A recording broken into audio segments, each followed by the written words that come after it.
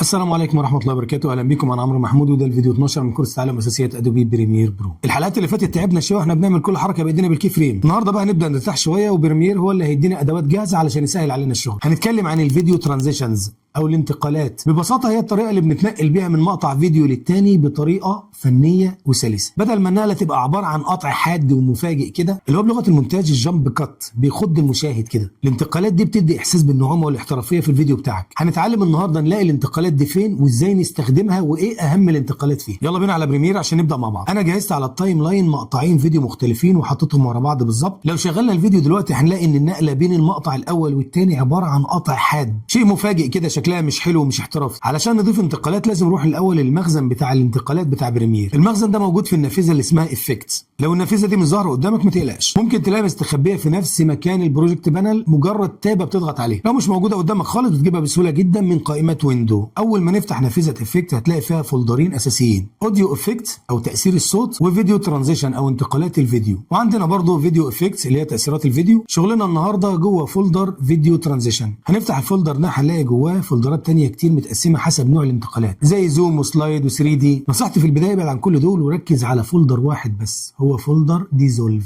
الفولدر ده فيه ابسط واشيك انتقالات ممكن تستخدمها. هنفتح فولدر ديزولف هتلاقي جواه اشهر واهم انتقالات. كروس ديزولف، الانتقال ده بيعمل تداخل ناعم بين المشهد الاول والثاني. ازاي نستخدمه؟ بسهوله جدا. اول حاجه هنسحب الافكت من قائمه افكتس ونقف بيه على الخط الفاصل بين المقطعين كده، هتلاقيه ضاف تاثير مقسوم على اللايرين. ده بقى تاثير الانتقال اللي هيحصل، هتسيبه هيتطبق على اللاير. تعالوا نشغل بقى ونتفرج على النقله دلوقتي بقت عامله ازاي. المشهد الاول بيختفي بالتدريج وبيظهر من تحته المشهد الثاني بسلاسه ونعومه. المونتاج بالطريقه دي بيبقى شكله احترافي ورايح العين. لو حسيت ان الانتقال ده سريع قوي او بطيء تقدر تتحكم في مدته بسهوله. لو وقفنا بالماوس على طرف المربع بتاع الانتقال هنا شكل الماوس هيتغير، ولو ضغطت وسحبت عشان تكبر المربع مده الانتقال هتزيد ويبقى ابطا، ولو صغرته مدته هتقل ويبقى اسرع. ولو بالغلط رميت انتقال مش عاجبك او عايز تشيله هتضغط على المربع بتاع الانتقال على التايم لاين علشان تحدده وتضغط ديليت. وزي ما اتفقنا قبل كده اي حاجه بتغلط فيها ممكن ترجع من كنترول زد. النهارده اتعلمنا ابسط حاجه ومع ذلك هي اقوى حاجه، الانتقالات الجاهزه بتاعت بريمير. عرفنا مكانها وازاي نطبقها وازاي نتحكم فيها، لكن خليك عارف ان البساطه اجمل حاجه.